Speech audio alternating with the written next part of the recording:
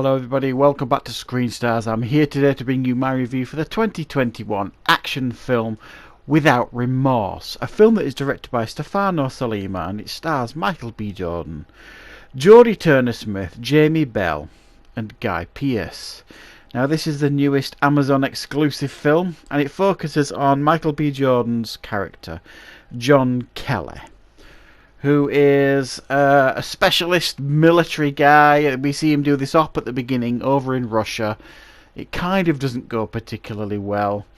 Comes back home, several months pass. He's with his pregnant wife who is about to give birth, and the Russians decide to have a revenge attack on American soil against some of the soldiers that took part in the operation at the beginning of the film. In this revenge attack, Michael B. Jordan's wife is killed and his unborn child. He then vows revenge on those responsible, and the film then follows his exploits as he's trying to uncover the truth about what has happened. Right. What are my thoughts on Without Remorse? Well, this is also titled Tom Clancy's Without Remorse. Now, I'm presuming it's based on a character in some of Tom Clancy's novels and things. I don't really read Tom Clancy's stuff. Obviously, we're all well aware of Tom Clancy's work. The name is just as prominent in video games as well as movies these days too. And it's essentially, they seem to think by stamping the Tom Clancy name at the front of video games or movies, it's going to have any real impact anymore. I think those days have gone. Maybe back in the 90s it might have raised the interest a bit more. These days, not so much, I would suggest. That's not to diminish his work in any way. It's just not as impactful as it used to be, having the Tom Clancy name at the beginning or before a title on a video game or a movie. That being said, here, what we get here is actually a fairly competent action film. It isn't perfect by any stretch of the imagination. I'd go as far as to say I was a little bit disappointed with this one. I thought it was all a little bit generic and by the numbers and predictable. The plot was very predictable. We've seen it all before. The military operation goes wrong. Character wants to take revenge on a loved one being killed, and then an all too familiar storyline, where there's corruption from within government and all this kind of stuff. We've seen it time and time again. That's one of the biggest problems with this film. It offers no surprises in any way, and I found the plot very generic, if I'm being honest here with this one.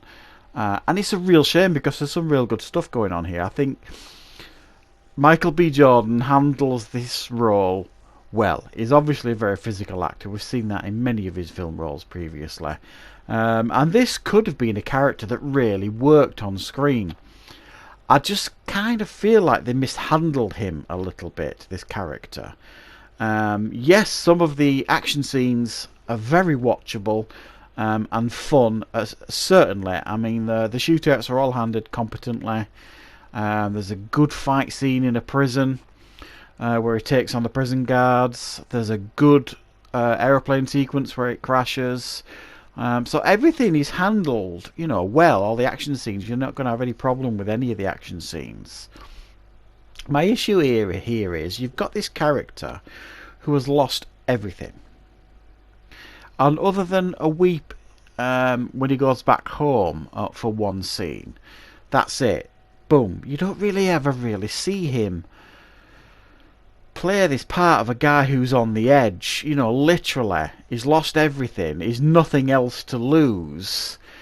And I never really got that from Michael B. Jordan's portrayal in this film. And I don't know if it was the writing, the direction, or his portrayal of the character. It just didn't all seem to gel. And I just didn't buy his, it should have been a far more kinetic performance, a far more aggressive and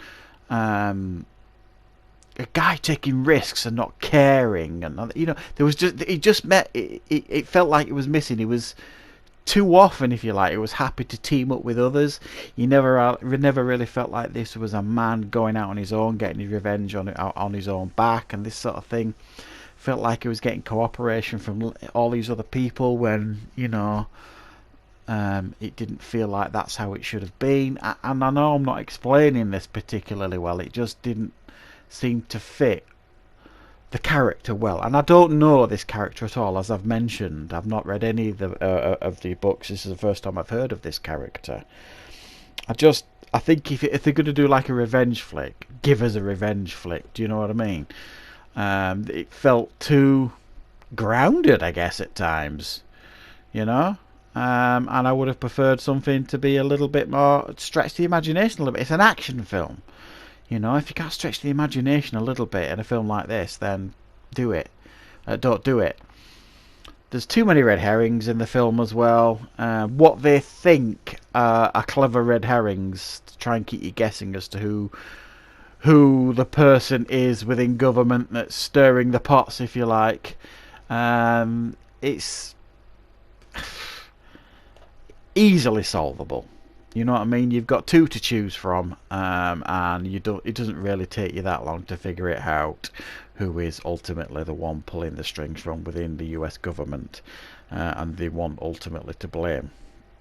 So there are things here certainly to enjoy. The action sequences are pretty good. The performances are all fine. Even Michael B. John's performance is fine. It just didn't seem to fit the character's circumstances, some of the things he was doing. But I'm not going to lie, I was a little bit disappointed by this one. So I'm going to give this one a 6 out of 10. It's certainly competent, certainly watchable. I was just hoping for a little bit more from this one, unfortunately, and we didn't really get that. So that is my review for Tom Clancy's Without Remorse. I hope you liked it. Thank you very much for watching, and of course I will be back with plenty more content on the channel very, very soon.